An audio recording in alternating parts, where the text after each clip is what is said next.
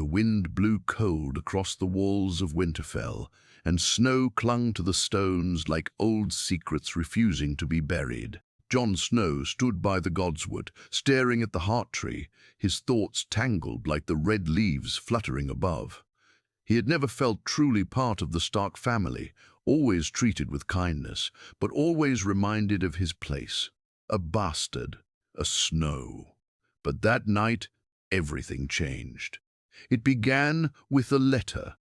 Maester Luwin handed it to Lord Eddard Stark with a grave look. It had come from an old trusted friend in King's Landing, an informant from within the Red Keep who owed Ned his life from the days of Robert's rebellion.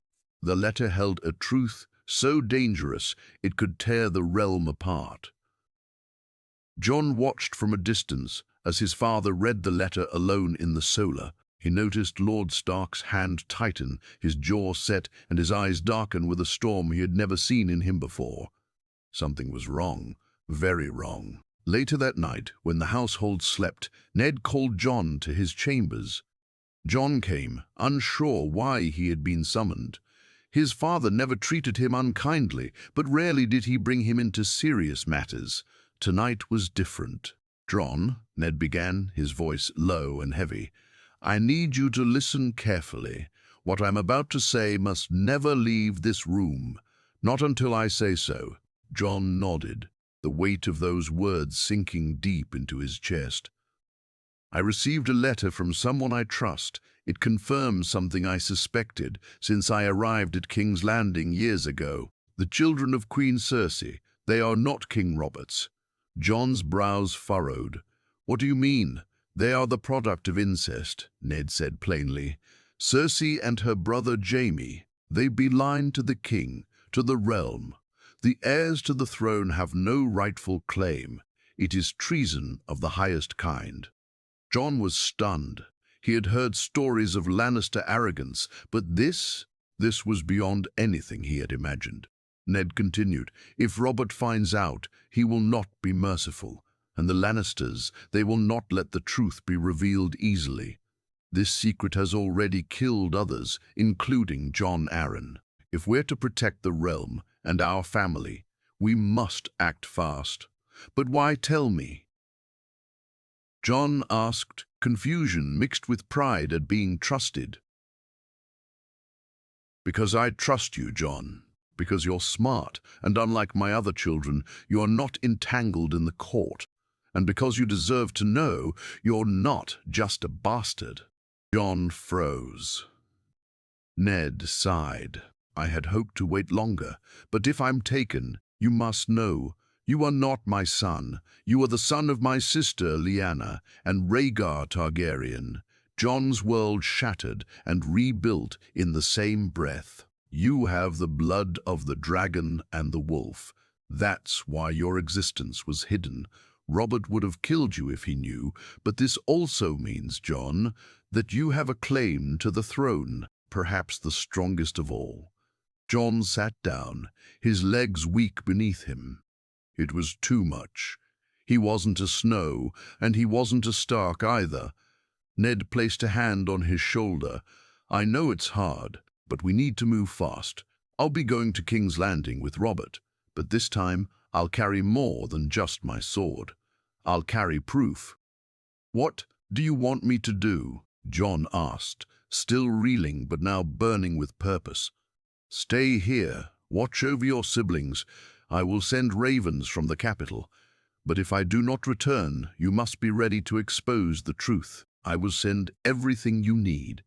The next morning, Jon watched Ned ride south with King Robert's entourage, his heart thundering in his chest. He was no longer just the outsider of Winterfell.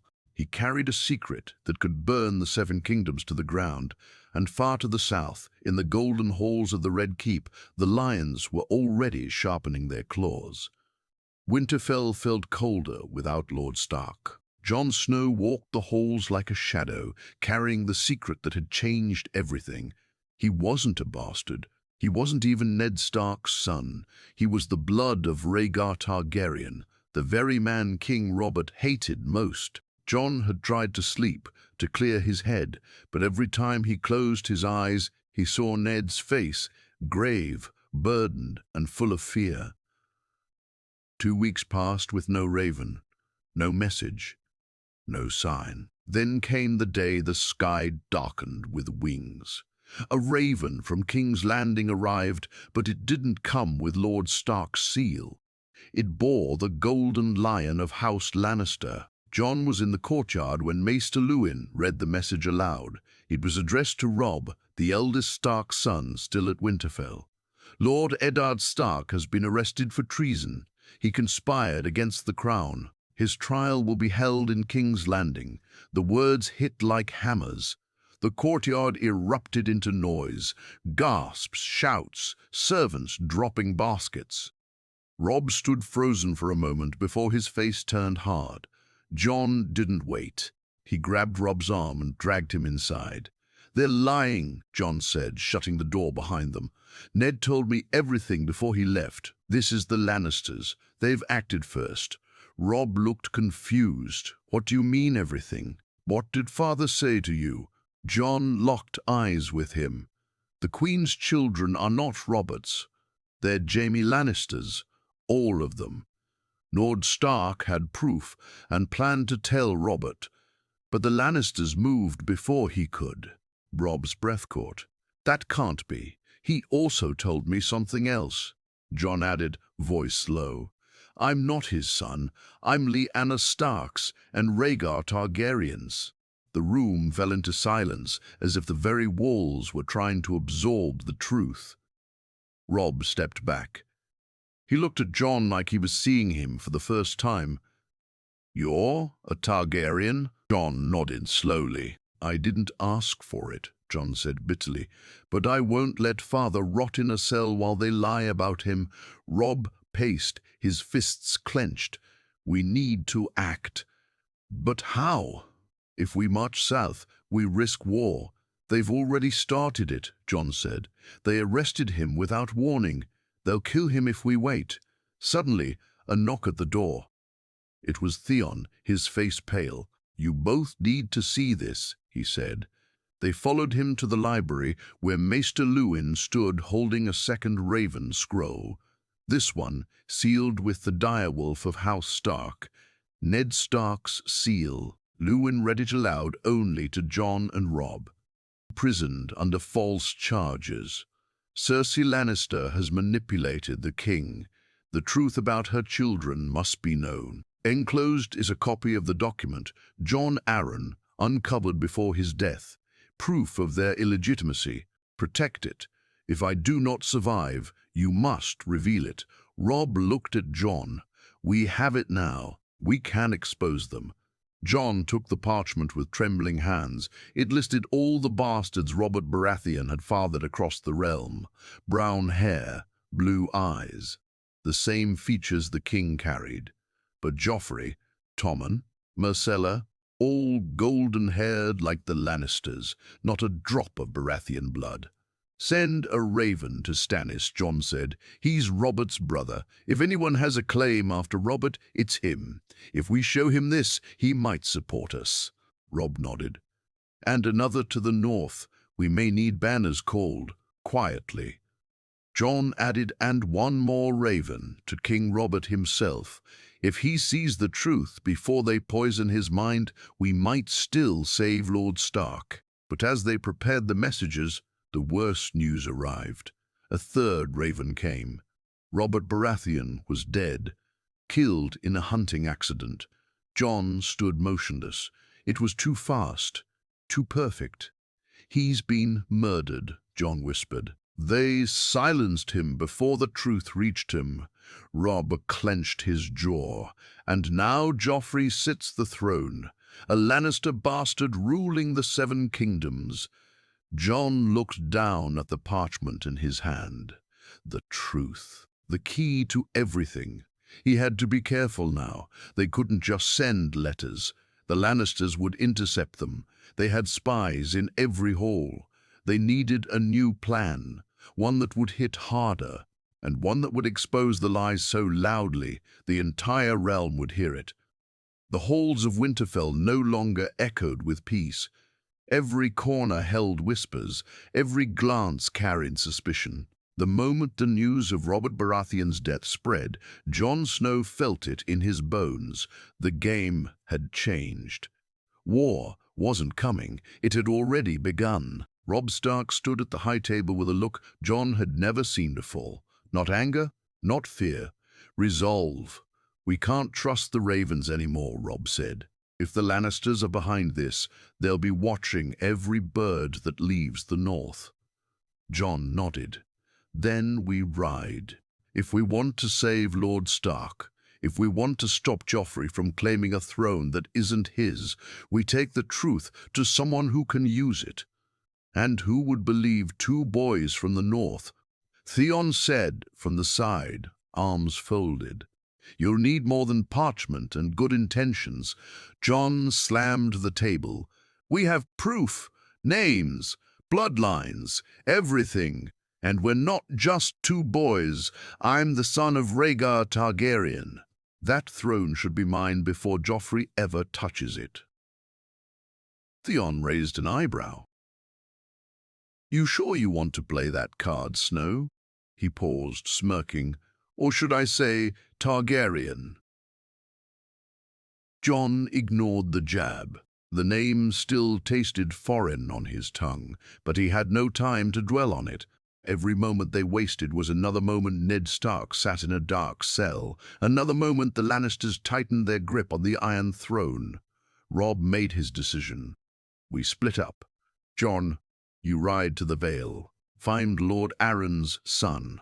Tell them what happened to his father. Maybe they'll listen." Jon nodded. Robb continued, "I'll head to White Harbor. The Manderlys have ships. If we can send word to Stannis across the sea, or even to Dragonstone directly, maybe he'll act. He's the rightful heir after Robert. And he's not one to ignore treason." Maester Luwin stepped forward, his voice low. "If you go down this path, there's no turning back. You'll be traitors in the eyes of the crown. Every road will be dangerous." Robb looked him straight in the eye. "Then let them call us traitors. We'll show them who the real traitors are." By nightfall, Jon was ready. He wore a thick black cloak, Ghost at his side, and the copy of the bastard ledger tucked in a hidden pocket. He said no goodbyes. There was no time. Just a nod to Robb, a shared look of silent understanding. He rode hard, through the Wolf's Wood, past abandoned farms and frozen rivers. The cold bit deep, but he didn't stop. Not until he reached the bloody gate, the only path into the Vale. But the gate guards didn't welcome him. "You're from Winterfell?" The knight at the gate asked, squinting. "Yes," Jon said. "I bring news of Lord Arryn's death. I need to speak to Lady Lysa." The knight sneered. "Lady Lysa sees no visitors. She's sealed the area tighter than a miser's purse. If you have news, you can give it to me." Jon reached inside his cloak. "This isn't news meant for gatekeepers. It's proof of treason in King's Landing. It involves her husband's death." The knight's expression shifted, suddenly less confident. "Wait here." Hours passed. The sun dipped behind the mountains. Jon waited, eyes scanning the trees for movement. Ghost never left his side. Finally, the gate opened, just enough for one man. A slender, pale knight stepped out. "Lady Lysa will see you, but only you. Leave the wolf." Jon hesitated. "He stays close. Then she will not speak." Jon gave Ghost a silent command. The direwolf growled low, but stayed behind. The Aerie was as cold as its mistress. Jon was led through winding halls until he stood before Lady Lysa, perched on her throne like a bird afraid of its own wings. Her son Robin played with a doll beside her, too old for such toys. "You claim to bring proof of my husband's murder?" she asked sharply, eyes narrowed. "I do," Jon said, holding out the parchment. "Lord Arryn died because he learned the truth about the Queen's children. He was silenced." My father, Ned Stark, tried to expose it. Now he's in the dungeons of King's Landing." Lady Lysa snatched the document. Her eyes scanned the lines, her face shifting from confusion to fear to anger. "My husband knew," she whispered, "and he told Ned Stark, but not me." Her voice shook. Jon stepped forward. "You can help us. You can bring the Vale's strength to bear. We need allies. We need the realm to know the truth." But Lady Lysa's hands trembled as she dropped the paper to the floor. "No," she said quietly, "no more war. I will not risk my son. You should not have come here, Jon Snow." She turned her back. Guards appeared from the shadows. "You will leave the Vale by morning," she ordered. "And if you value your life, do not return." The cold morning air of the Vale bit at Jon's face as he rode away from the Eyrie, Ghost padding silently beside him. His cloak whipped in the wind, but the sting of Lysa Arryn's cowardice cut deeper than any mountain breeze. He had risked everything to bring her the truth, and she had slammed a door in his face. Her fear for her son had made her blind. The realm was bleeding, and she clutched her child like a shield, refusing to see the fire spreading from King's Landing. Jon clenched his jaw and pressed harder on the reins. He had no time to be angry. Lysa had chosen her safety. Others would have to choose justice. He rode for days without rest, avoiding main roads, always watching the sky for Lannister riders, or worse, assassins sent to silence the truth. Ghost was his shadow, his sword, and his only comfort. One night, while camping in a grove near the Trident, he heard rustling beyond the firelight. Ghost stood suddenly, growling low in his throat. Jon drew his sword and turned, only to see a hooded rider stepping forward, hands raised. "Easy, bastard," the man said. "Or Targaryen, is it now?" Jon froze. "Who are you?" The man pulled back his hood, revealing a weathered face and sharp eyes. "Name's Yoren. I ride for the Night's Watch, but I also listen, and word travels faster than birds." Jon didn't lower his sword. "What do you want?" "To help," Yoren said. "I was in King's Landing.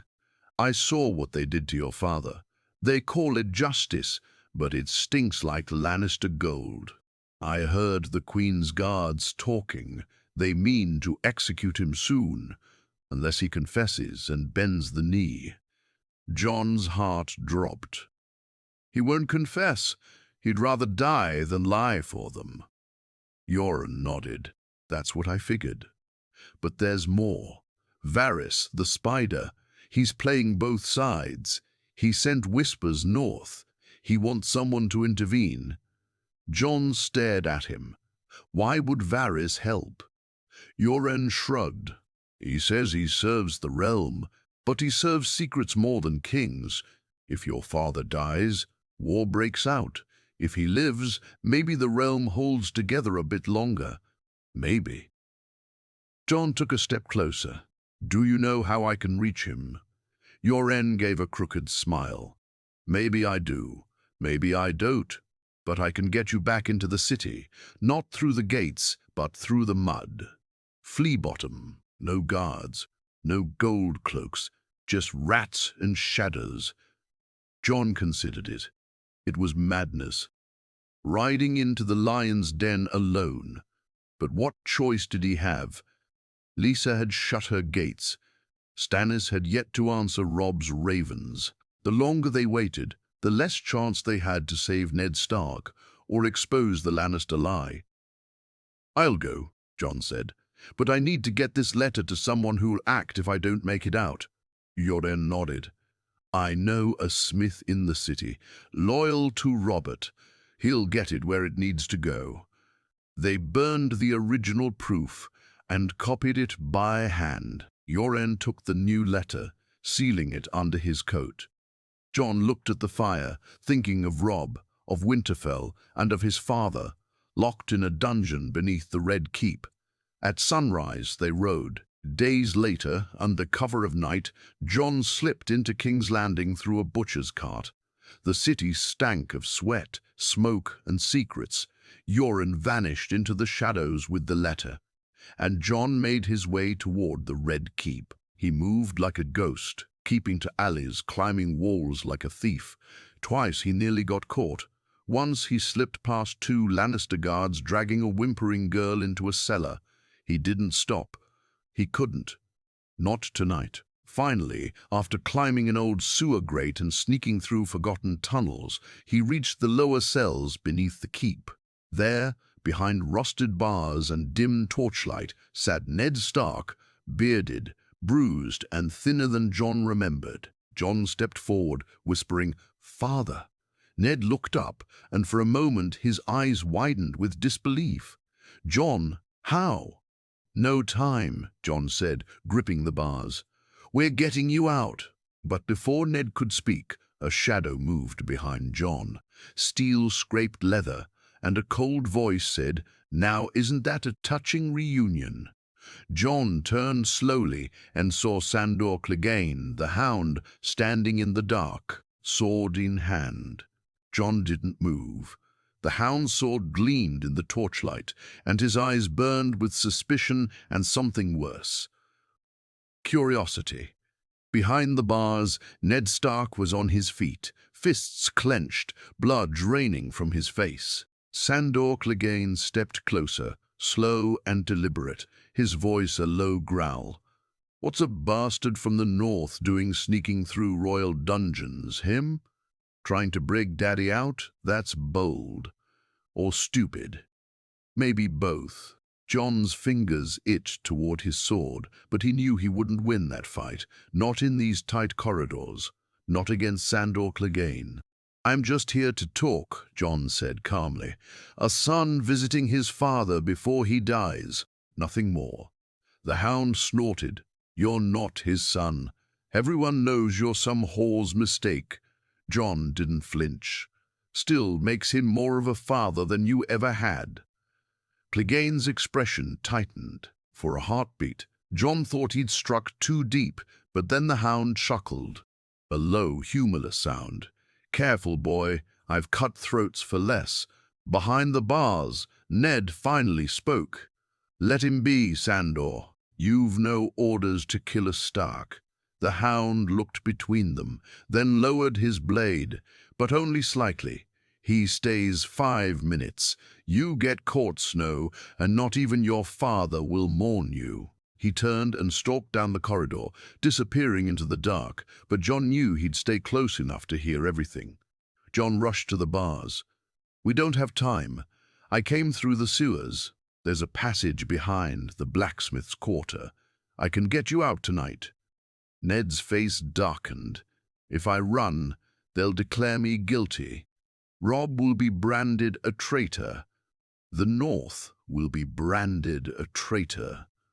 The North will burn." "They're going to kill you anyway," Jon hissed. "You think Joffrey will show mercy? He's not Robert's son, he's Jaime's. You tried to expose it, and now they want you dead for it. They've already silenced the king. You're next." Ned gripped the bars. "If I confess, they may spare Sansa. Cersei said—" "Cersei lies," Jon snapped. "Always. You taught me to tell the truth, to fight for honor. If you die now with that truth buried, they win." Jon reached into his cloak and pulled out a second copy of the bastard ledger. The names, the proof, everything. He slipped it through the bars. "This is our last chance. If you confess, they'll parade your shame and kill you anyway. But if we get this to the right people, we expose them. We burn their lies to ash." Ned held the paper in shaking hands. His eyes scanned the names, all of Robert's bastards, brown-haired, blue-eyed, none resembling Joffrey. For a moment he said nothing. Then softly he whispered, "I should have told Robert sooner. I hesitated. I wanted to protect the children, even hers." "You still can," Jon said. but not by dying quietly. Ned closed his eyes. When he opened them again, there was fire there. Go. I'll stall them. If you can reach Stannis or the Lords of the Vale, show them this. Rally them. Jon nodded. Yoren from the Watch helped me get in. He's already smuggling the same proof to Dragonstone. Robb's preparing the north. Ned looked proud for the first time in weeks. Good. Then it's not over. Jon turned to go. Quiet as you think, he said. Jon's hand went to his sword, but Sandor raised a hand, almost casual. I didn't see you. Not tonight. Jon blinked. Why? The hound's mouth curled. I hate liars more than I hate lords. I saw the queen's son beat a girl until she bled. If the boy ain't the king's, maybe someone should do something about it. He stepped aside. Jon slipped past, heart hammering. Before he disappeared into the tunnels, he heard the hound mutter, "Kill enough of 'em, and maybe this city won't stink so bad." Outside, the city groaned in the night. Fires in alleys, gold cloaks patrolling in drunken packs, and banners of the stag still flying over a castle ruled by a lion. Jon melted into the shadows, clutching the truth in his cloak. He had one chance left. The game wasn't over. Not yet. The streets of King's Landing felt like a different world in the dead of night. Cobblestone alleys were slick with spilled wine and filth, and the city reeked of rot, not just from the gutters, but from the lies rotting at the heart of the throne. Jon kept to the shadows, moving quickly through Flea Bottom. The bastard ledger pressed tightly to his chest beneath his cloak. Ghost followed silently behind, his red eyes glowing faintly in the dark. The encounter with the hound still pulsed in Jon's mind like a beating drum. It didn't make sense. Mercy from a killer. But he wouldn't waste time questioning luck. He had to reach the smith Yoren had mentioned, Tovomot, a master armorer loyal to Robert. Jon ducked down a narrow lane, heart pounding, when suddenly Ghost froze, ears pricking. Someone was coming. A cloaked figure emerged from the shadows behind him. Jon. He spun, blade half drawn, then stopped. Arya. She stood there, eyes wide and wild, her hair a tangled mess, wearing the rags of a beggar. By the gods, Jon's voice broke. Arya? How? I escaped, she whispered, rushing to him. They took father. Sansa cried all the time. I ran when they started killing the Stark men. Syrio fought them off so I could get away. Jon knelt and held her tightly, heart clenching. I thought you were still in the castle. I was hiding in the tunnels, living like a rat. But I heard them talk, Jon. They're going to kill father. Tomorrow. The Queen says he'll confess, and they'll make it look merciful. Then Joffrey will take his head anyway. Jon went cold. Tomorrow. That was all they had left. He looked down at her. You have to leave the city.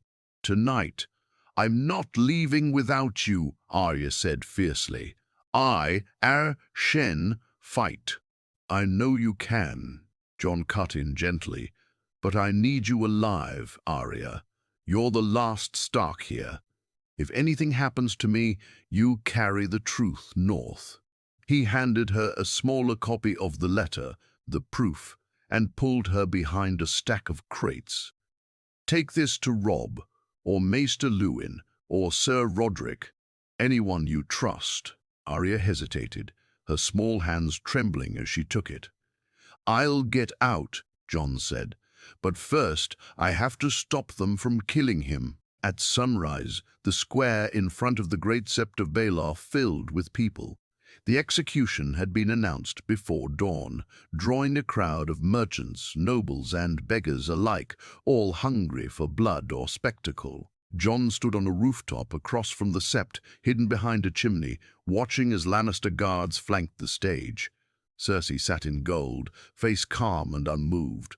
Sansa was beside her, pale and stiff, hands wrung raw. Then came Ned Stark, dragged forward in chains, thinner, limping slightly.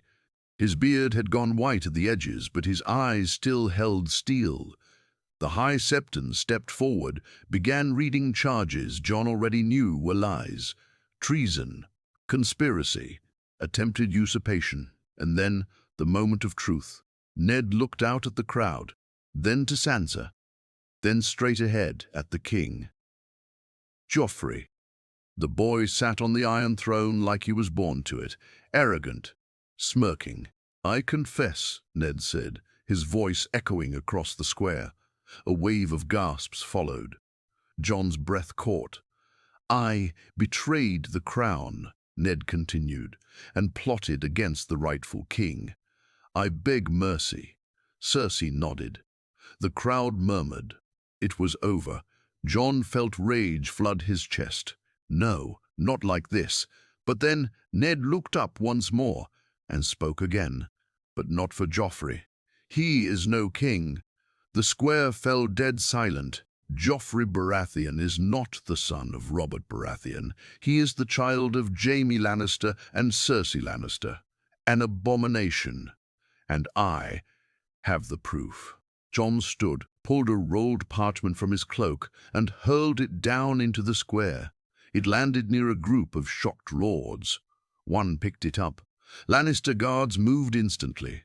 Too late. Ned shouted, "The truth lives." Ned shouted, "The truth lives!" Panic spread.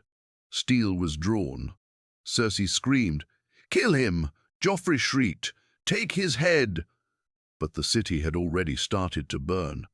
Some lords backed away, others called for order, a few even shouted for justice. The Lannisters had planned for silence, not rebellion. Jon vanished into the smoke and chaos as arrows flew. Ghost followed. The truth had been spoken, and King's Landing would never be the same again. The bells of King's Landing tolled like screams that refused to die. Smoke curled above the Sept of Baelor, not from fire, not yet, but from chaos. People ran in every direction, trampling each other in panic. Guards yelled, blades drawn, eyes searching the rooftops. But Jon Snow was already gone. He darted through back alleys with Ghost at his side, heart hammering, breath ragged. His hand still trembled from what he'd done, throwing the proof into the lion's den. It had worked, at least partially. Nobles had seen the letter, heard Lord Stark's cry. That lie, buried for years, now bled openly in the streets. It was no longer rumor. It was rebellion. Still, he hadn't saved Ned. Not yet. He pushed deeper into the city, toward the dungeons. The square had become a battlefield, and in the chaos there was a chance, a small one, that his father could be pulled from the jaws of death before the Lannisters struck their final blow. But King's Landing was a beast that did not sleep, and its fangs were always sharp. As Jon turned a corner near the black cells, 2 gold cloaks spotted him. "There!" one shouted. "The Stark bastard!" Jon drew Longclaw. Ghost lunged with a snarl. Steel clashed. One guard screamed as Ghost tore into his leg. Jon ducked the second's blade and buried his sword in the man's chest. Blood sprayed his face. He didn't stop. He couldn't. He kicked the wounded one aside and ran for the cells. Inside, the dungeons were darker than night, the air thick with damp rot and human misery. Torches flickered low on the walls. And then he saw him, Ned, slumped in a corner, bleeding from the lip, his wrists raw from chains. A young squire, loyal it seemed, had helped him escape the scaffold after the riot broke out. He sat beside him, breathing hard, terrified. Jon dropped to his knees. "We have to move," he whispered. "Now." Ned's eyes opened slowly. You lit the fire. I didn't save you for speeches, Father. I saved you to finish what you started." Jon picked the lock with a dagger. Maester Lewin had taught him the trick years ago. Ned's chains fell and he groaned as Jon helped him to his feet. The squire took up a torch and led the way through the dark. Above them, the city boiled. At the Red Keep, Cersei Lannister stood like a queen carved from rage. Her lips were drawn thin, her nails bloodied from clutching her throne too tightly. "They've seen the letter," Grand Maester Pycelle wheezed. "The boy, Snow, he exposed it before all the lords." Cersei turned on him. "Then silence them. Everyone who touched that paper, burn their homes, hang them in the square. But the court belongs to me," she hissed. "Joffrey is king." Joffrey, pacing nearby, shouted, "Then why is no one obeying me? He questioned me. They looked at me like I was filth." Jaime entered, sword at his side, golden hair disheveled. "It's done," he said. "The riot scattered the council. Some fled the city. Varys has vanished." "And Stark?" Cersei asked. Jaime hesitated. "Gone. Gone." She echoed, voice shrill. "The bastard freed him during the chaos." Cersei's screams shook the walls. By nightfall, Jon, Ned, and the squire reached the outer edge of the city. Yoren waited with 2 stolen horses and the cart. Arya was already hidden under a tarp, eyes wide, dagger clutched tight. Yoren looked at Ned and raised a brow. "Didn't think I'd see you alive, Stark." Ned gave a faint smile. "Thank the bastard." "Again." "I'm starting to," Yoren muttered. They rode hard under moonlight, cutting through farmlands and ruined roads. King's Landing burned behind them, not with fire, but with unrest. The truth had cracked the city open, and the stink of treason was too thick to cover now. Jon rode beside his father, stealing glances. "You lied to protect me," Jon said. Ned didn't answer for a long time. Then, finally, "And I'd do it again. But now the world knows who you are. There's no going back." Jon nodded. "Then we go forward."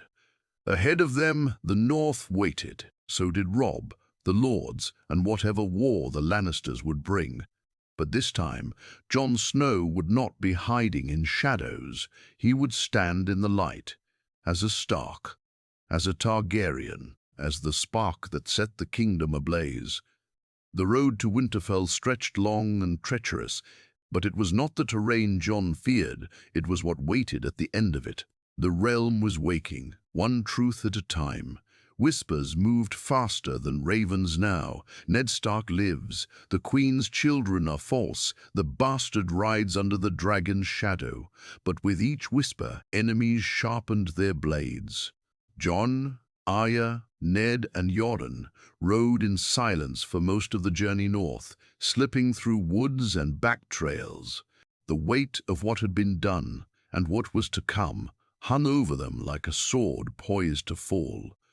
One evening, as they camped beneath a canopy of dark pines, Robb's riders found them.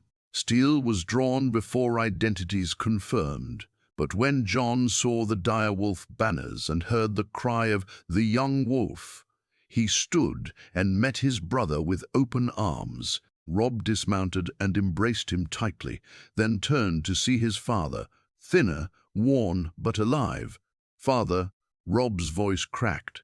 Ned pulled him close, holding him like a man grasping at time lost. "You've grown harder," he said, brushing his son's shoulder. "The North has made a lord of you." "And war made one of you," Robb said, glancing at Jon. They rode together, back to Winterfell under heavy guard, the camp swelling with northern men as word spread. When the gates of Winterfell finally opened, Maester Lewin, Ser Rodrik, and even old Hodor stood to greet them, their eyes filled with tears and disbelief. But not all was joy. Robb took Jon aside in the Godswood that night. The air smelled of pine and snow, and the red leaves of the heart trees stirred gently above them. "The truth is out," Robb said. "I've had letters from the Riverlands, from the Eyrie, even from Old Town. Lords are choosing sides now. Stannis has declared himself king, Renly too. The realm is cracking. It was going to crack either way," Jon replied. "We just tore off the mask." Robb looked him in the eye. "You know what this means for you?" Jon nodded. "That I'm not just a Snow anymore. I'm a threat. A dragon with Stark blood," Robb said quietly. "To some, you're a rallying cry. To others, a reason to kill." Jon didn't deny it. "I didn't ask for any of this, but I won't run from it either." Robb exhaled. "Then we stand together." In the days that followed, banners were called, not for rebellion, but for truth. Ned, recovered and more resolute than ever, sent ravens bearing copies of the bastard ledger to every great house, along with his personal seal. Some ignored them, some burned them, but others, the Tullys, the Manderlys, the Blackwoods, began to ask questions. In King's Landing, Cersei's grip was slipping. Lords were refusing to recognize Joffrey. Stannis had landed at Storm's End, declaring Joffrey an illegitimate usurper and himself the rightful king. But even he could not claim the fire Jon now carried. At Winterfell, one final message arrived. A raven from Dragonstone, written in Stannis Baratheon's own hand. "The truth is confirmed. The crown is false. I will not kneel to a bastard lion cub, but I will speak with the wolf who uncovered the rot. The dragon's son has my attention. Let him come." Jon read the words 3 times before looking up at Robb. "He wants to meet." Robb didn't speak for a while. "Then we send you. Not as a bastard, not as a ward of Winterfell, but as what you are." Jon raised an eyebrow. Robb stepped closer. "You'll go as Jon Targaryen, son of Rhaegar, nephew to the last king, with Stark blood in your veins and the North behind you." Jon swallowed the knot rising in his throat. The words felt foreign still, but they no longer felt wrong. "What if he expects me to take a side?" Jon asked. Robb gave a faint smile. "Then show him what side you're on, the side that told the truth when the world was full of lies." And so Jon rode south once more. Not in shadows, not in silence, but in the open, beneath the sigils of the wolf and the dragon, carved into a new banner sewn by Arya's own hands. He wasn't just the boy from Winterfell anymore. He was the storm the Lannisters never saw coming, and the war for the throne had only just begun.